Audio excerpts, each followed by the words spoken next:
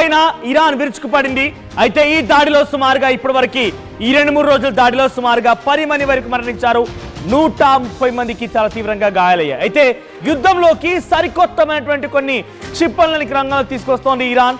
So దానిలో భాగంగా AMD short range missile రంగంలో దించింది ఇరాన్. సో ఈ నేపథ్యంలోనే పెద్ద ఎత్తున ఇరాన్ కి సంబంధించిన దాడిలో ఇజ్రాయెల్ కూడా గాయాల పాలవుతున్నాయి. ఇజ్రాయెల్ కూడా చాలా పెద్ద ఎత్తున భీకరంగా గాయాల పాలైపోయి అక్కడి సామాన్యులు కూడా మరణిస్తూ ఉన్నారు. AMD మీడియం రేంజ్ బాలిస్టిక్ క్షిపణిని ఇరాన్ ప్రయోగిస్తోంది. దాంట్లో కొత్తగా ఖాదర్ మిస్టర్ బాంబులని కూడా ప్రయోగిస్తోంది. ఖైబర్ షకాన్ హైపర్సోనిక్ లాంటి బాంబులను కూడా ప్రయోగిస్తోంది. కుష్బుల్ బాలిస్టిక్ క్షిపణిని కూడా యుద్ధంలో ప్రయోగిస్తోంది. అయితే కొత్త మిసైల్స్ ని యుద్ధంలోకి తీసుకొచ్చింది Iran. Haj Qasem Soleimani guided missiles ని ప్రస్తుతం ఇరాన్ వినియోగిస్తోంది. దీని యొక్క రేంజ్ 1200 కిలోమీటర్ల రేంజ్ ని కూడా టార్గెట్ చేయగల సామర్థ్యం ఉంది. సో ఇక్కడ నార్థన్ పార్ట్ ఆఫ్ ఇజ్రాయెల్ లో ప్రస్తుతానికి ఇంకా భీకరంగా దాడులు కొనసాగుతున్నట్టు తెలుస్తోంది. ఇరాన్ అటాక్ తో ఇజ్రాయెల్లో 10 మందికి పైగా మరణిస్తే 130 మందికి పైగా గాయాలయ్యాయి. ఇరాన్ దాడులతో ప్రస్తుతానికి మృతుల సంఖ్య ఇంకా పెరుగుతోంది. ఒకసారి మీకు ఇరాన్ ఇజ్రాయెల్ సంబంధించి విడుదల చేసిన కొన్ని విషయాలు చూపిస్తాను. ఒకసారి ట్వీట్ ప్లే చేస్తాను నేను. సో ప్రజెంట్ ఇజ్రాయెల్లో ఎక్కడ దాడులు జరుగుతున్నాయి, ఎస్ ఆ ట్వీట్ ఒకసారి మనం ఆర్టీవీ స్క్రీన్ పైన చూస్తున్నాం.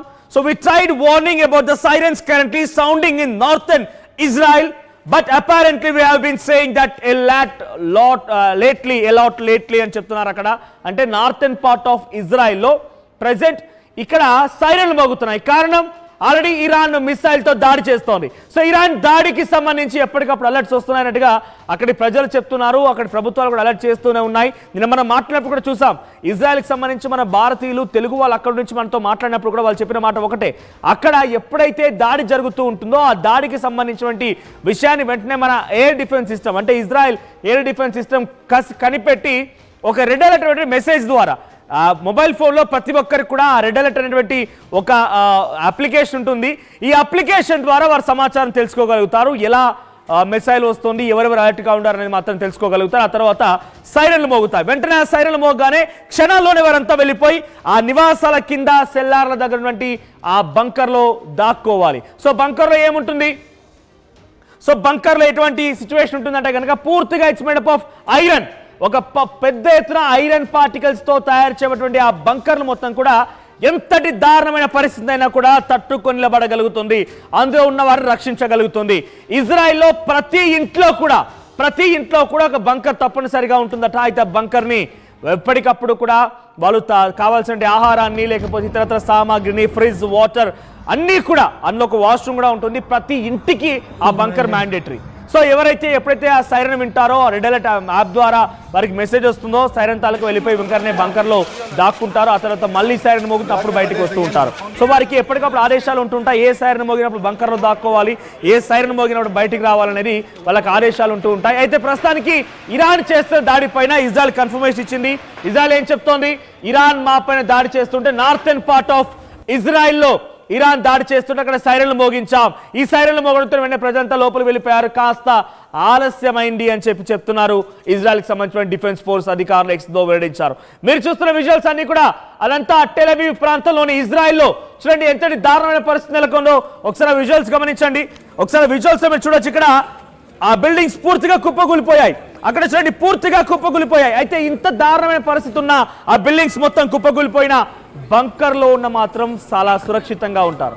బంకర్లో వారికి ఎటువంటి గాయం జరగదు. బంకర్లో వారికి చాలా సేఫ్గా సెక్యూర్గా ఉంటారు. కారణం అది కంప్లీట్గా ఒక ఐరన్ మెటల్ స్ట్రాంగ్ మెటల్తో తయారు చేయబడింది ఆ బంకర్ అనేది. సో ఇక్కడ ఇంత పెద్ద ఎత్తున ఒక భారీ నష్టం వాటిల్లింది టెల్ అవీవ్ ప్రాంతంలోని. So Tel Aviv is an undeclared రాజధాని అనుకోవచ్చు. సో టెల్ అవీవ్ అనేది చాలా ప్రధాన నగరం. ఇక్కడి నుంచే చాలా కార్యకలాపాలు జరుగుతూ ఉంటాయి. ప్రధాని నెతన్యాహు కానివ్వండి ఇతరత్ర కార్యకలాపాలు మొత్తం జరిగేది కూడా ఈ టెల్ అవీవ్ ప్రాంతంలోనే. ప్రస్తుతానికి ఇరాన్ చేసినటువంటి తెల్లవారుజామున దాడిలో ఈ టెల్ అవీవ్ ప్రాంతంలో సిచ్యువేషన్ ఇజ్రాయెల్కి సంబంధించి ఒకసారి ఆ లైవ్ దృశ్యాలు చూద్దాం.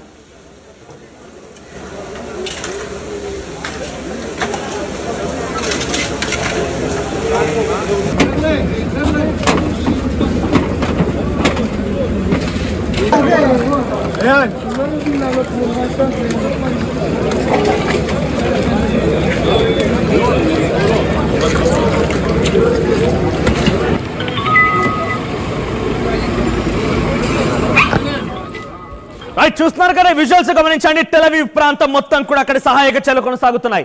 కొన్ని పదుల సంఖ్యలో అంబులెన్స్ అక్కడికి చేరుకున్నాయి. ఇప్పటి వరకు ఈ దాడిలో సుమారుగా 10 మంది మరణిస్తే 100 మందికి పైగా గాయాలయ్యాయి. అయితే ఈ ఘటన పైన వెంటనే ఎమర్జెన్సీ క్యాబినెట్ మీటింగ్ కి కాల్ ఫర్ చేశారు ఇజ్రాయెల్ కి సంబంధించిన నెతన్యాహు.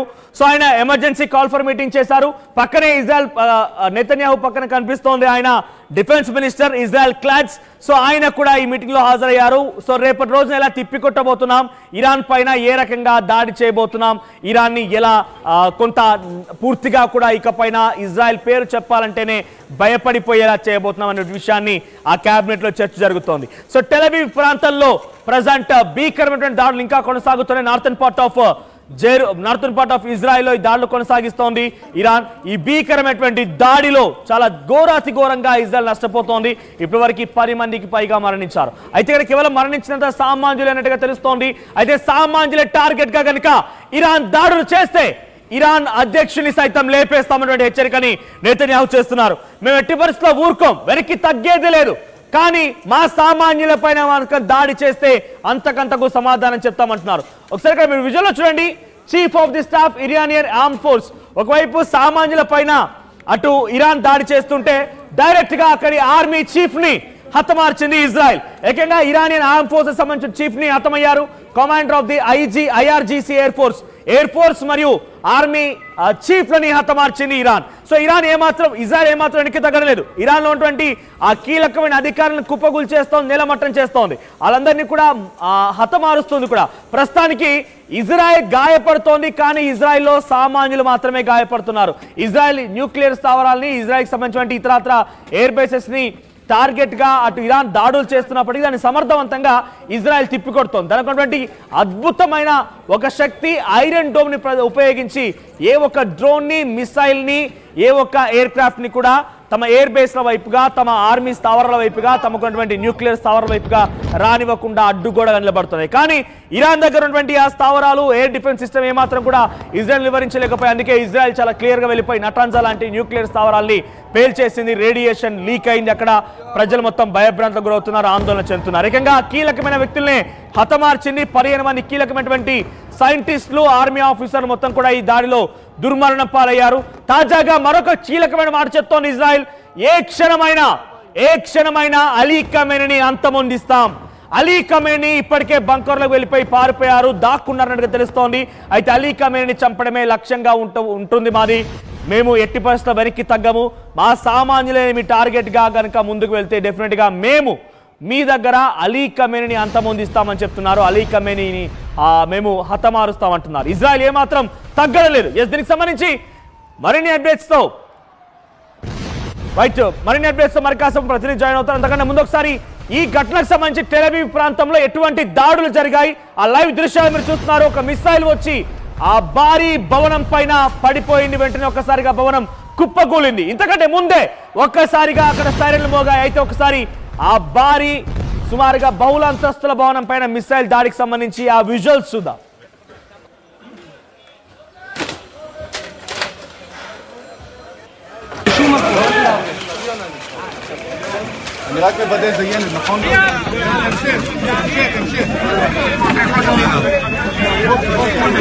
רמז חגים בהלם